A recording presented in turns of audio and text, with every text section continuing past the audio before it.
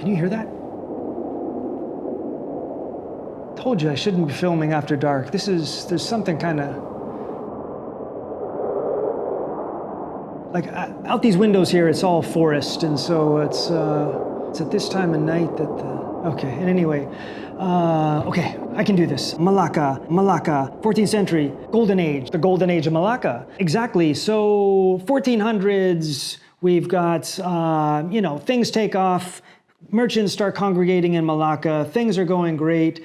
In fact, so many merchants congregate that they basically have their own communities in the city, and the Sultan basically delegates one person from each community to essentially control them and govern over them.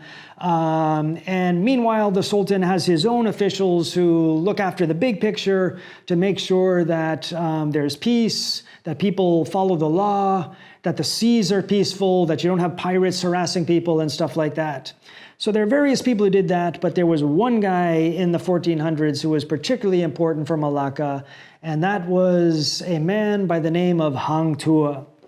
So Hang Tuah's title was Lakshmana, which means something like admiral, and he looked after law and order in Malacca, and he knew what he was doing.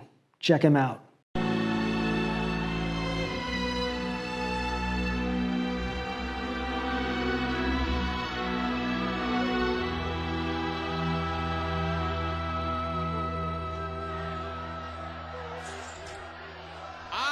Kalau tak dapat hajat di hati, macam kerbau hidup dikasih. Jiwa merana, terus mati. Cepat datang sini. Siapa cepat dia dapat, siapa lambat kempunan dia sepanjang hayat. Bak kata pantun orang Melaka, kembang bekar bunga melati, akar tersepit ratiti, disambah lang bukan merpati. Kalau tak dapat hajat di hati, macam kerbau hidup dikasih. Meranalah jiwa membawa mati. Cepat. Siapa cepat dia dapat, siapa lambat dia melepas nanti. Kau ikut aku. Ayah? Kita ada perjanjian. Kalau tidak kita dibunuhnya. Kami dah tunaikan janji kami. Si dara ini akan dikawinkan dengan ketua kami. Kau restukan saja. Ayah?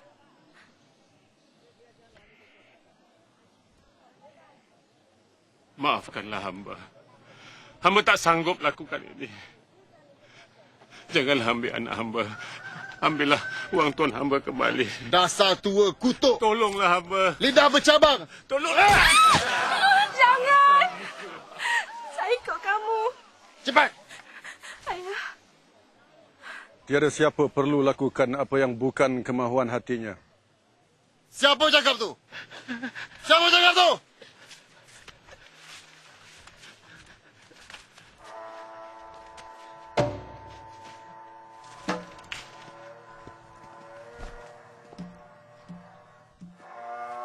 Tugas hamba bawa gadis ini kepada ketua hamba.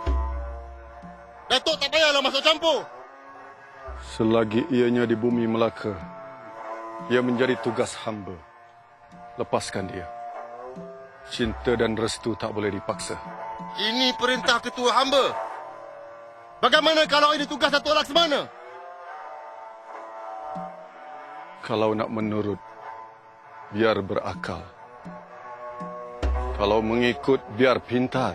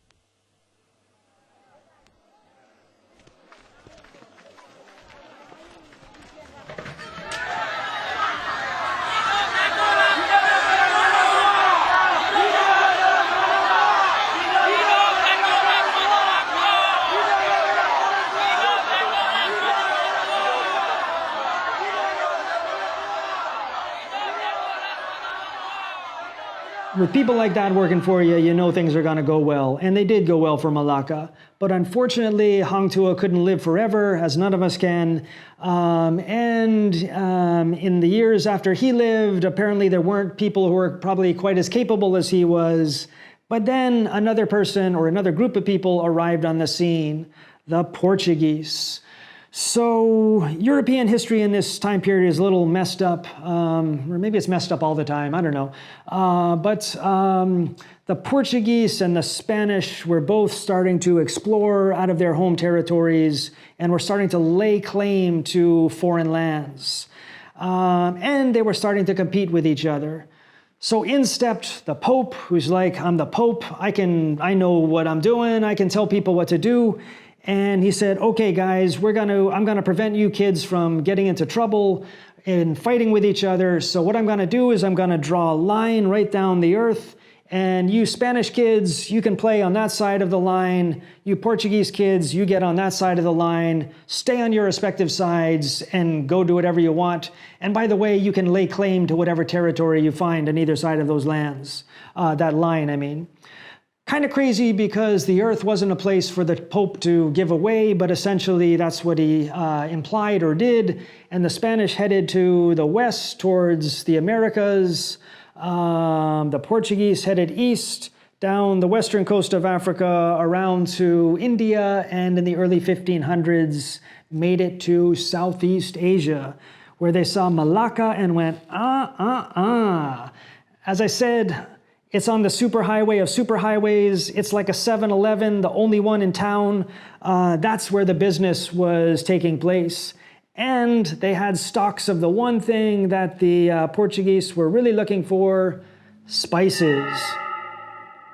Hear that sound? Ooh. So basically what the Portuguese decided to do was to take control of Malacca. So in 1511, they attacked and captured Malacca, bringing an end to its golden age of Malay rule. Well, in the couple centuries after that, there were multiple sultanates in the Malay world that all kind of rose up and competed with each other to try to claim is a new word, to try to claim some of the glory. When you claim glory, you claim. Yes, they tried to claim some of what Malacca once enjoyed. And none of them really succeeded to do that, but they all became prominent in their own ways. So in the years following the Portuguese conquest of Malacca, you had places like Brunei become more prominent and play a bigger role in the world of trade in the Malay world. Places like Patani in what is today southern Thailand also tried to become a major trading center and a hub of Islamic learning. Patani is used to be like Srivijaya, in that originally it was a kind of Hindu-Buddhist kingdom called Lankasuka, but eventually its rulers converted to Islam, became a sultanate, a center of Islamic learning, a trading center, and again tried to rival Malacca.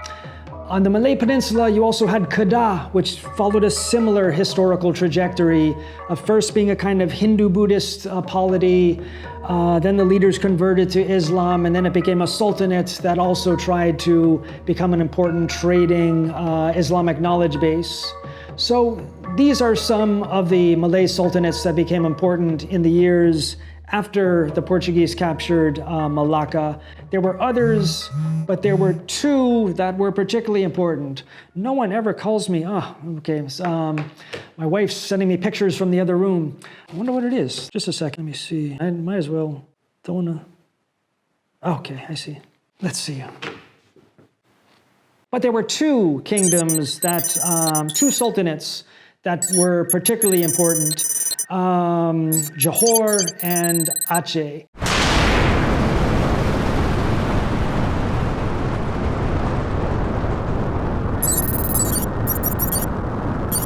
So Johor is the name of an area and a sultanate at this point at the southern end of the Malay Peninsula. And in the 1500s, it's a place where some of the members of the Malacca royal family fled after it had been captured by the Portuguese. And therefore, Johor had the prestige to be the heir of Malacca. And it tried to capitalize on that and did indeed become an important and powerful sultanate. But there was another guy in the neighborhood who was also important, and that is Aceh.